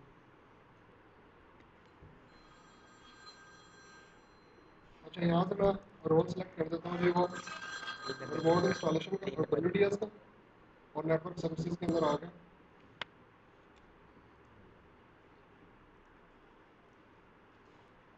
अच्छा, ये एडमिन प्रोग्राम के अंदर आया, एडमिन विंडोज कंपोनेंट के अंदर आया, एडमिन विंडोज कंपोनेंट्स के अंदर आने के बाद नेटवर्क सर्विसेज के अंदर आ गए, वहाँ से DSCP का रोल सेलेक्ट किया और दूसरा मैंने WDS का रोल सेलेक्ट किया, ठीक है। जब ये WDS का रोल कर रहे होते हैं तो सोर्स CD आप लोगों से डिमांड करता है, सोर्स CD अगर आप लोग उसको नहीं दोगे तो वो फाइल स्किप कर देगा और वो कॉपी नहीं करेगा।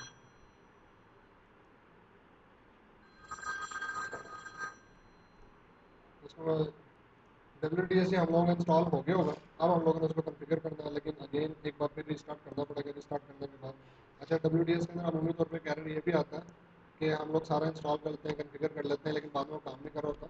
जब भी ये रिस्टार्ट के लिए गए इसको आपने लाजमी करना है, अगर इसको आपने रिस्टार्ट ना किया तो WDS आप लोगों का सही काम नहीं करता। इसका रोल फीचर वगैरह ऐड करने के बाद एक मिनट तो इसको आप लोगों ने रिस्टार्ट लाजमी करना है।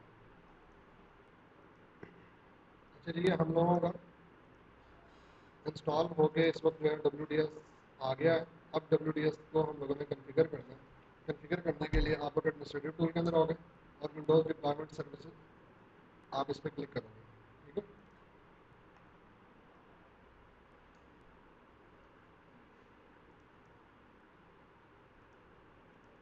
इंटरफेस देखें इसका बिल्कुल बिल्कुल वही है। कॉन्फ़िगर सर्वर पे क्लिक करेंगे, इसी तरह से किया था ना। अच्छा, ये तो हम लोगों ने कर लिया था, आपको मैं लेजिस्लेटिव ऑप्शन वो दिखाता हूँ। जो इसका पुराना नाम था ना, और जो इसका पुराना तरीका था कॉन्फ़िगर करने का, वो ये था कि विंडोज डिप्लॉयमेंट सर्विसेज आप इस पर क्लिक करते हैं। है ये भी वही चीज़, सिर्फ इंटरफेस थोड़ा सा डिफरेंट है। वो जो इंटरफेस था वो नया वाला 2008 की तरह का या विस्टा 7 की तरह का।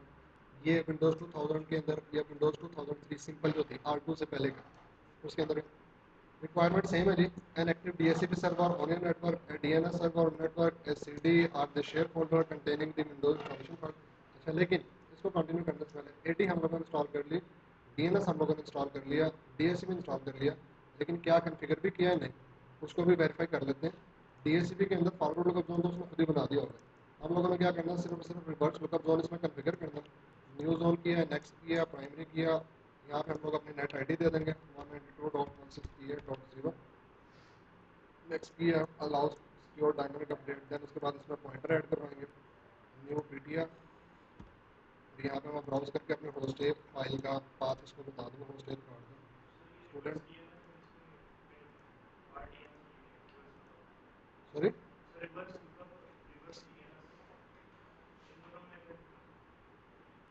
Reverse lookup zone basically zone जो है वो आप लोगों के डेटाबेस की फाइल होती है.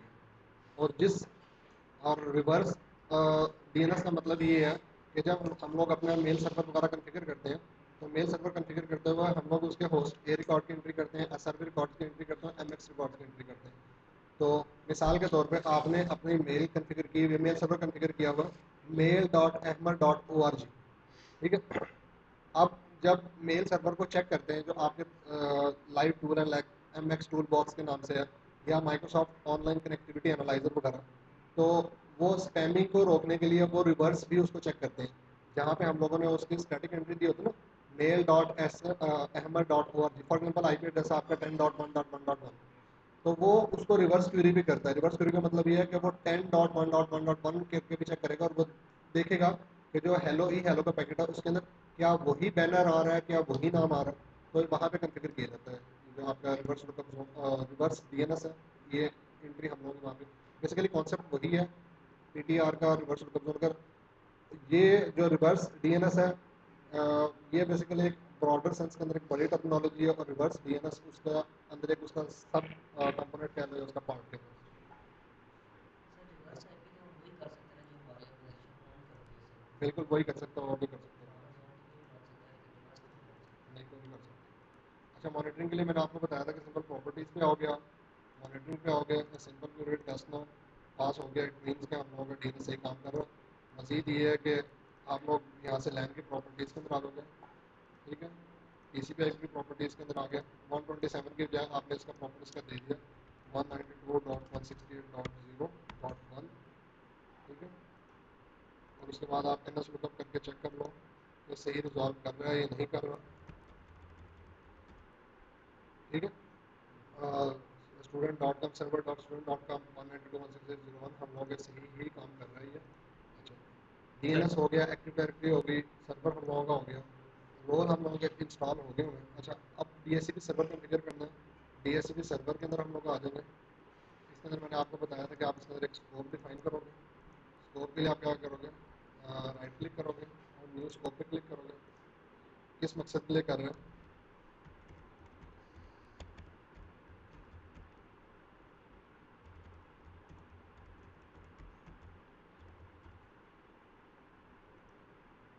आईपी एड्रेस कहाँ से स्टार्ट करना है, 192.168.0. फॉर एग्जाम्पल मैंने कहा कि 101 से शुरू करो आईपी एड्रेस, खत्म करना है 192.168.0.200 से. एक्सक्लूजन वगैरह कुछ नहीं है, रिजर्वेशन कुछ नहीं है, गेटवे कुछ नहीं है. अच्छा, चलो. पेरेंट डोमेन का नाम क्या, student.com, और सर्वर का नाम क्या, 2003 सर्वर. रिजॉल्व करते हैं, डीएनएस सही काम कर रहा है, नेक्स्ट किया, मेन सर्वर कोई नहीं है, एक्टिव किया, फिनिश किया, ठीक है. अब ये जो आपका स्कोप बन गया, इस स्कोप को आपने क्या करना है, एक्टिव ऑलरेडी हुआ होगा इसको हम लोगों ने ऑथोराइज भी कर देना है, ऑथोराइज फ्रॉम एक्टिव डायरेक्टरी. उसके बाद इसको रख के आप इसको थोड़ी देर के लिए रिफ्रेश करें. अगर ग्रीन हो गया स्टैटिक में एक्टिव आ गया, मीन का डीएचसीपी सही काम कर रहा है. डीएनएस भी कॉन्फ़िगर हो गया हम लोगों का, डीएचसीपी भी कॉन्फ़िगर हो गया, एक्टिव डायरेक्टरी इंस्टॉल हो गई, सर्वर भी इंस्टॉल हो गया, और रोल भी इंस्टॉल हो गया. अब हमने इसके देखें वही चीज़ें पूछ रहे हैं, डीएचसीपी सर्वर होना चाहिए, डीएनएस होना चाहिए, विंडो की सीडी होनी चाहिए जिसमें फाइलें पड़ी हों, और उसके बाद पीएक्सी क्लाइंट कंप्यूटर होना चाहिए. मैंने कहा ठीक है, सारा कुछ है. अब ये क्या करेगा, डी ड्राइव के ऊपर रिमोट इंस्टॉल का फोल्डर बनाएगा. First of all we need to check कि इसके ऊपर इनफ स्पेस है भी या नहीं है. 16 GB की है और एनडी बस फाइल सिस्टम इट्स ओके करेगा ये डी के ऊपर रिमोट इंस्टॉल। अच्छा बाय डिफ़ॉल्ट सिस्टम टाइप के ऊपर नहीं आता, अगर आपके पास पार्टीशन सिर्फ एक हो तो फिर वहाँ पे करेगा, लेकिन उसमें वार्निंग देता है, एरर देता है कि माइक्रोसॉफ्ट रिकमेंड नहीं करता कि सिस्टम पार्टीशन बूट पार्टीशन पे इसको आप क्रिएट करो। रिमोट इंस्टॉल का शेयर बनाएगा। Respond to client computer requiring service, do not respond to unknown client computer, मैंने कहा नहीं सबको रिस्पॉन्स करो, ठीक है। पाथ सीडी का जहाँ से आपने सोर्स इंस्टॉलेशन करना है, या तो एक्सपी की सीडी कॉपी कर दो या मैंने ऑलरेडी कॉपी करके उसका सोर्स मैंने रख लिया था, ठीक है। सोर्स फाइल का मैंने एक्सपी का पाथ बता दिया उसको, नेक्स्ट किया, ठीक है। जो डेस्टिनेशन फोल्डर है जब इंस्टॉलेशन करेगा विंडोज़ के नाम से करेगा, मैंने कहा नहीं विंडोज़ सिस्कॉम के नाम से करेगा, नया फोल्डर बनाएगा विंडोज़ सिस्कॉम के नाम से, उसके अंदर सारी इंस्टॉलेशन करेगा क्लाइंट कंप्यूटर पे एक्सपी की। नेक्स्ट किया। अच्छा इमेज का नाम Microsoft Windows XP professional by MCITP students, ठीक है। ऑटोमेटिकली इंस्टॉल, अब उसके ऊपर इमेज डिस्क्रिप्शन क्या है, automatically install Microsoft Windows XP professional without prompting the user for input.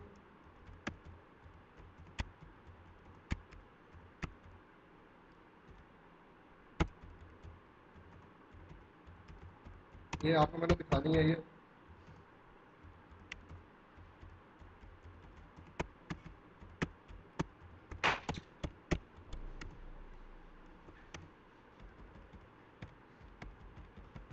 Suppose मैंने कहा कि कोई प्रॉब्लम हो तो आप इसके ऊपर इस नंबर के ऊपर जो है वो कॉन्टेक्ट कर लें, ऑटोमेटिकली इंस्टॉल होगी विंडो, ताकि ये मैसेज यूज़र को आ रहा होगा ताकि यूज़र परेशान ना होकर मेरे सिस्टम पे क्या होना शुरू हो गया होगा, ठीक है।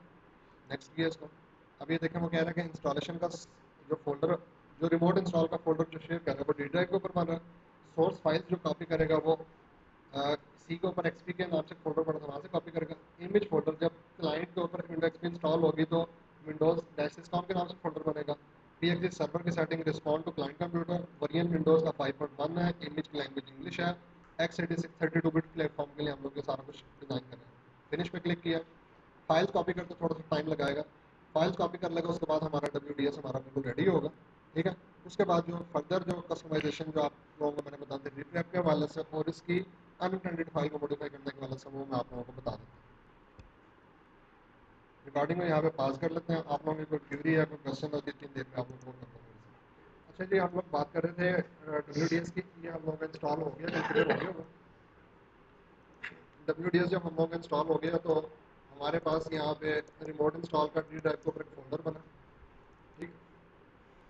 अच्छा अब WDS के जरिए मैंने आप लोगों को लास्ट टाइम इंस्टॉलेशन करके दिखा दी, आज मैंने आपको 2003 में कॉन्फ़िगर करके भी बता दिया होगा। अब मिसाल के तौर पे मेरा ये क्लाइंट कंप्यूटर जिसके ऊपर मैंने WDS के जरिए से इंस्टॉलेशन की, इंस्टॉलेशन करने के बाद इसके ऊपर मैंने सारे सॉफ्टवेयर इंस्टॉल किए, सारी कॉन्फ़िगरेशन की, सब कुछ किया।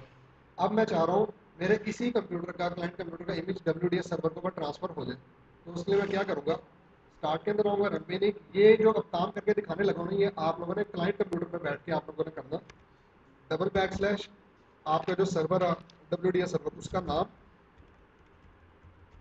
/ रिमोट इंस्टॉल, रिमोट इंस्टॉल के फोल्डर को इस तरीके से एक्सेस करना, यानी स्टार्ट में रन में डबल, यहाँ पे एक फोल्डर आपके सामने आ जाएगा एडमिन का, ठीक है।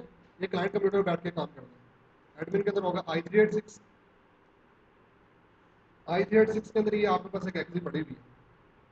रिप्रेप क्लाइंट कंप्यूटर बैठ के इसको रन करना, एक विजिट चलेगा, नेक्स्ट नेक्स्ट करना, वो क्या करेगा, अब इस क्लाइंट कंप्यूटर का इमेज सर्वर को ऊपर ट्रांसफर करना, किस नाम से ट्रांसफर करना, फॉर एग्जाम्पल मैंने कहा कि जी टेस्ट एक्सपी के नाम से फॉर एग्जाम्पल कर दिया, ठीक है। अब एक नया इमेज बना रहा हूँ, ठीक है, वो कह रहा है पाथ नहीं उसको चलाने में मिल रहा, तो विजिट चलेगा, ये काम करना है क्लाइंट कंप्यूटर में बैठ के और वो इसका इमेज सारे का सारा सर्वर के ऊपर ट्रांसफर कर देगा। अब जब नेक्स्ट टाइम आप किसी भी क्लाइंट को आप नेटवर्क से बूट करोगे उसके दो ऑप्शन आ रही होगी, एक तो वो इमेज जो आप लोगों ने डिफॉल्ट में इंस्टॉल किया था रिमोट इंस्टॉल का वो आ रहा होगा, और जो दूसरा ये जहाँ पे आप लोग नाम दोगे ना, फॉर एग्जाम्पल आप लोगों ने रिप उसका नाम रख लिया, WDS वाला नॉर्मल इमेज सेलेक्ट करोगे तो सिर्फ विंडो इंस्टॉल होगा, अगर ये वाला इमेज सेलेक्ट करोगे तो विंडो भी सॉफ्टवेयर के साथ सेटिंग भी होगी। बाकी जहाँ तक बात रही कि उसके अनअटेंडेड फाइल को मॉडिफाई करने की, अनअटेंडेड फाइल को अगर आप लोगों ने मॉडिफाई करना हो तो उसके लिए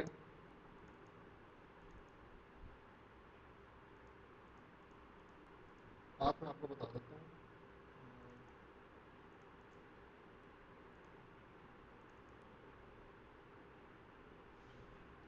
आप लोगों ने इसकी अनअटेंडेड फाइल को आप लोगों ने मॉडिफाई करना हो WDS की या RIS की। आप लोग रिमोट इंस्टॉल के फोल्डर को एक्सेस करोगे। रिमोट इंस्टॉल के फोल्डर के अंदर आप लोगों को एक फोल्डर बना OS चूजर का, उसको आपने क्लिक किया, उसके अंदर आप लोगों के पास i386 के अंदर एक फाइल पड़ी हुई 90.6, ठीक है। आपने इस फाइल को ओपन करना, ओपन विद नोटपैड कर लेना इसको, आपने नोटपैड या वर्डपैड जो भी है, ठीक है। ये देखें, ये यहाँ पे आप लोगों के पास वही फाइल जो है ना अनअटेंडेड फाइल यहाँ पे आप लोगों के पास बनी है, ठीक है। इसके अंदर वो सारी की सारी सेटिंग है, ठीक है। इन सेटिंग्स को आप लोग जो है मॉडिफाई करके आप लोग अपनी मर्जी की इंस्टॉलेशन कर सकते हो। या दूसरा तरीका ये है कि आप लोग खुद से जो सेटअप मैनेजर का विजिट जो है, सेटअप मैनेजर के विजिट को आप रन करो। सेटअप मैनेजर के विजिट को रन करके खुद से एक आप आंसर फाइल क्रिएट करो। जब आंसर फाइल क्रिएट करता हो पूछता है किस मकसद के लिए बना रहे हो, ये अनअटेंडेड इंस्टॉलेशन के लिए बना रहे हो, रिमोट इंस्टॉल के लिए बना रहे हो, सिस्टम के लिए, आपने वहाँ पे करना है रिमोट इंस्टॉल। और उसके बाद सारी सेटिंग देने के बाद आपने उसको सेव करवा लेना और इमेज के साथ आपने एसोसिएट कर देना। अब इमेज के साथ एसोसिएट कैसे करना वो भी अभी आपको बता देता हूँ। मैं कंफर्म कर लूँ, मैं कहीं गलत तो नहीं बता रहा हूँ ये बात।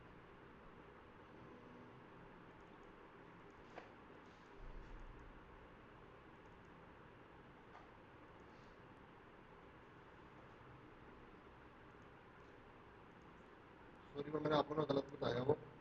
वो जो Win90.6 थे ना, वो नहीं करनी आप लोगों ने, फाइल वो नहीं चूज़ करनी, बल्कि रिमोट इंस्टॉल के अंदर आप लोगों के पास ये सेटअप के अंदर इंग्लिश के अंदर इमेजेस के अंदर विंडो का फोल्डर जो आप लोगों ने जो भी बनाया, विंडोज़ के अंदर i386 के अंदर टेम्पलेट, i386 के अंदर टेम्पलेट, और इसके अंदर फाइल पड़ी है आप लोगों की RIS-TNDRT.6, RIS-TNDRT। रिमोट इंस्टॉलेशन के केस में ये फाइल यूज होती है।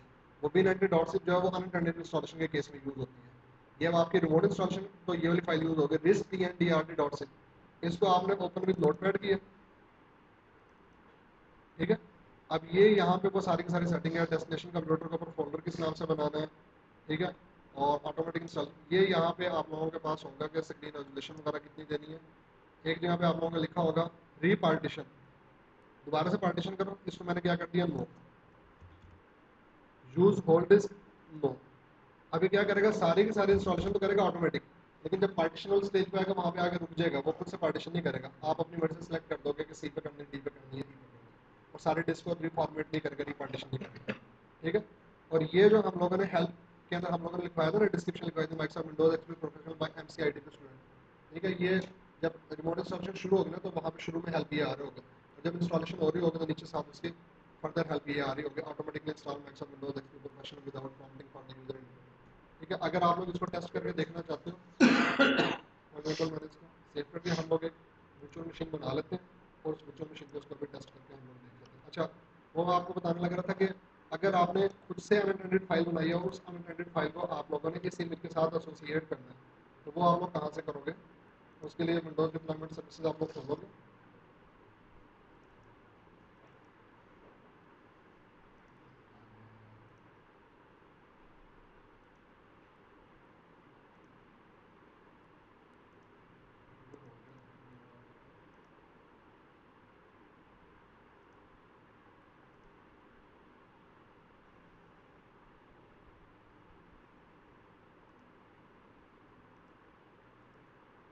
ये दोबारा भी विजिट चलाएंगे ना, दोबारा विजिट चला के आप लोग इस साथ मल्टीपल इमेजेस आप एसोसिएट कर सकते हो, लाइक 2000 XP 2003 मल्टीपल इमेजेस अगर आप लोग इस तरह बना सकते हो।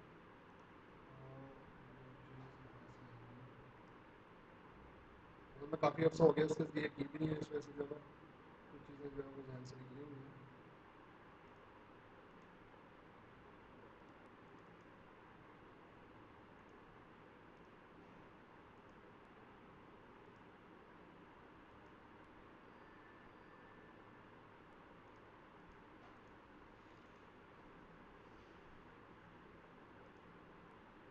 ये बिल्कुल उसी तरीके से कॉन्फ़िगर कर रहा है जिस तरीके से जो आप लोग 2008 के अंदर कॉन्फ़िगर कर रहे हैं।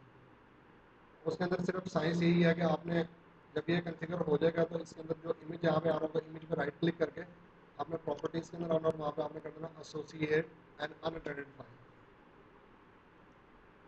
ये चीज़ हम लोग एक और जगह से देखा करते थे, कहाँ से देखते थे,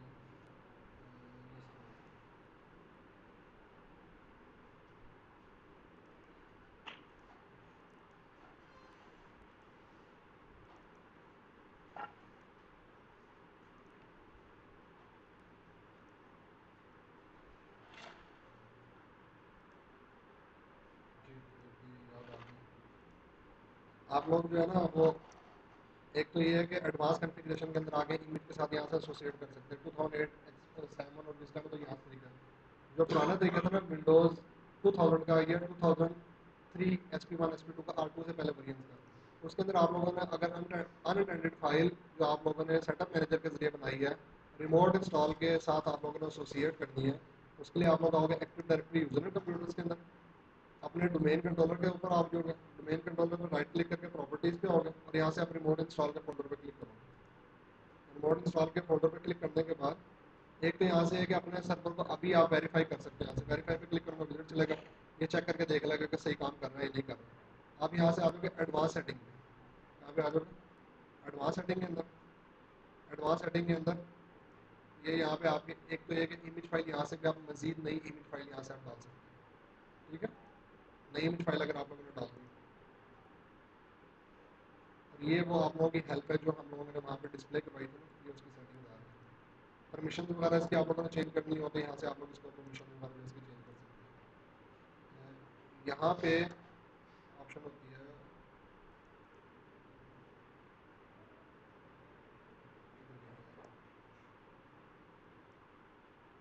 ऐड पे क्लिक किया आपने, दोबारा देखो असल में मैंने आपको बताया ना कि मैंने भी काफ़ी हिट्स हो गया उसको हाथ नहीं लगाया। तो मेन कंट्रोलर पर राइट क्लिक करके इसकी प्रॉपर्टीज़ पे आ गया, रिमोट इंस्टॉल पे क्लिक किया, एडवांस सेटिंग पे क्लिक किया, एडवांस सेटिंग के अंदर आने के बाद यहाँ से आपने इमेज पे क्लिक किया और यहाँ से आप ऐड पे क्लिक करोगे। ऐड क्या करना है, associate a new answer file to an existing image या add a new installation image, नया इमेज डालना है इस पर क्लिक करोगे, अगर आंसर फाइल एसोसिएट करनी है तो आप इस पर क्लिक करोगे। आप पहले ऑप्शन सेलेक्ट करोगे associate a new answer file to an existing image, next पे क्लिक करोगे। अब वो इमेज फाइल और जो आंसर फाइल है वो कहाँ पड़ी है, विंडोज इमेज के सैंपल फाइल है वहाँ से लेनी है या अनदर रिमोट इंस्टॉल सर्वर, कोई दूसरा रिमोट इंस्टॉल सर्वर पड़ा वहाँ पे पड़ी या अल्टरनेट लोकेशन आप लोगों ने पहले से बना के रखी हुई है, नेक्स्ट पे क्लिक किया और आप ब्राउज करके उसका आप लोग फोल्डर का आप लोग पाथ दे दोगे, ठीक है। अच्छा खैर एनीवे मैंने आप लोगों को दोनों तीनों चीज़ें बता दी हैं कि दिस tmdrd.zip को आप लोगों ने मॉडिफाई कैसे करना है, रिप आप लोगों ने कैसे चलाना है। अब एक क्लाइंट कंप्यूटर अगर आप लोग टेस्ट करना चाहो तो आप लोग एक विंडो एक्सपी की एक नई मशीन बना के उसको आप लोग टेस्ट कर सकते हो।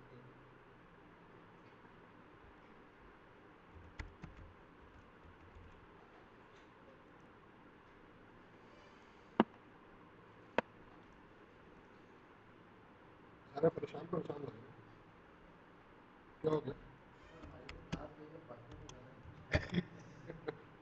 आप लोग क्या क्लास एनपी गई आज इनकी sir.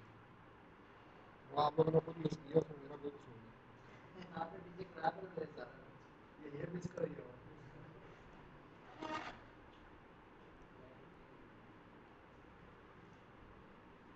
Install operating system from network based installation. Next ये है मैं तो ये वर्चुअल पे करके दिखा रहा हूँ ना, आप फिजिकल कंप्यूटर को लैन से बूट करोगे, आप F12 प्रेस करोगे, अगर आप लोगों का ये एक्टिवेटेड हुआ आपका सही काम कर रहा हो। अच्छा मैं इसको बंद करता हूँ, इसमें मेरा डीएससी भी चल रहा है, नहीं ये ना होगा वो वहाँ से ले लें। टेस्ट एक्सपी के नाम से हम लोगों ने मशीन बनाई है, इस मशीन को हम लोग बूट करेंगे, उसको देखूँगा पहले बंद हुआ है नहीं, ये बंद हो गया, इसको स्टार्ट करोगे F12 प्रेस करना, नेटवर्क से बूट हो, सर इसमें बायोस एक्सेस होती है इसका ये बस इसकी यही कॉन्फ़िगरेशन होती है। TFTP सर्वर पे एरर देगा 192.168 बूट फेलियर। असल में हुआ पता क्या कि मैंने इसके अंदर जो है दोनों चीज़ों के साथ छेड़खानी कर दी थी। वो छेड़खानी ये की थी कि पहले मैंने आप लोगों के सामने लेजेसी कॉन्फ़िगर किया, तो हुआ कोई लेजेसी लेजेसी कॉन्फ़िगर किया, फिर उसके बाद मैंने विंडोज़ डिप्लॉयमेंट सर्विसेज इसको मैंने छेड़ दिया था। इसके अंदर भी है देखें यहाँ पे इमेज वगैरह नहीं पड़ा होगा ना, ठीक है। ये जो या तो है कि इसको मैं डिसेबल कर दूँ, इसको मैं या रिमूव कर दूँ इसको,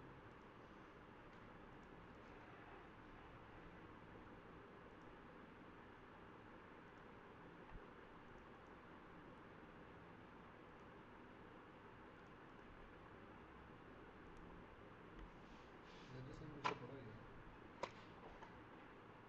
हाँ लेकिन एक और चीज़ लेजिस्लेशन में पढ़ा तो अब जो आपने वो बनाया क्या नाम अपना एक्सपी की मशीन बनाई है उसके साथ जो लैन कार्ड अटैच करना है वो भी तो लेजिस वाला करना है, उसके साथ एडवांस वाला नहीं करना है। सेटिंग्स के अंदर होगा लेजिस अटैच है यार। अब करें।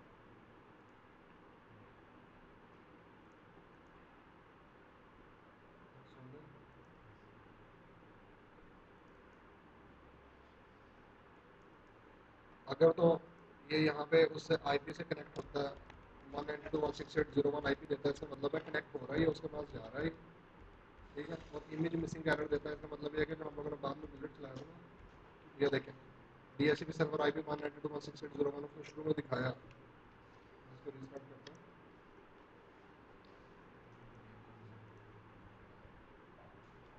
यहाँ पे देखिएगा ऊपर वो आईपी एड्रेस आ रहा है, उस तक जाता है, टीएफटीपी का एरर देता है। उसकी रीजन ये थी कि मैंने दोबारा विजिट चलाया था, उसको कंप्लीट नहीं किया था, उसको मैंने ऐसे ही कैंसिल कर दिया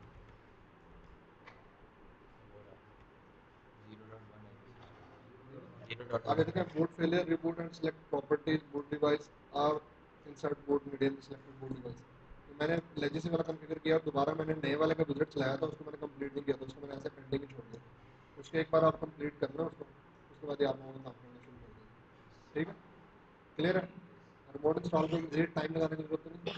नेक्स्ट टाइम इंशाल्लाह जो हम लोग अपने एडवांस टॉपिक्स जो वो डिस्कस करेंगे, लाइक अभी हम लोगों को जो चीज़ें रह गई हैं, एक तो जो कुछ फरमाइशी प्रोग्राम थे, लाइक उसके अंदर आप लोगों का वीपीएन है, वर्चुअल प्राइवेट नेटवर्क जो है वो कैसे कॉन्फ़िगर करना है, ब्रांच कैशे क्या होती है, डायरेक्ट एक्सेस क्या होता है, एक्टिव डायरेक्टरी सर्टिफिकेट सर्विसेज क्या होती है, partition services, right management services क्या होती है, और क्या पूछा था किसी ने, और भी कुछ पूछा था क्लस्टरिंग। मैं इंशाल्लाह ये कोशिश करूँगा 4 से 5 लेक्चर के अंदर अंदर ये चीज़ें हम लोगों की खत्म हो जाए, ठीक है। तो क्वेश्चन यहाँ तक अगर किसी की समझ ना लगी हो तो वो आप लोग मेरे से पूछ सकते हैं, ठीक है।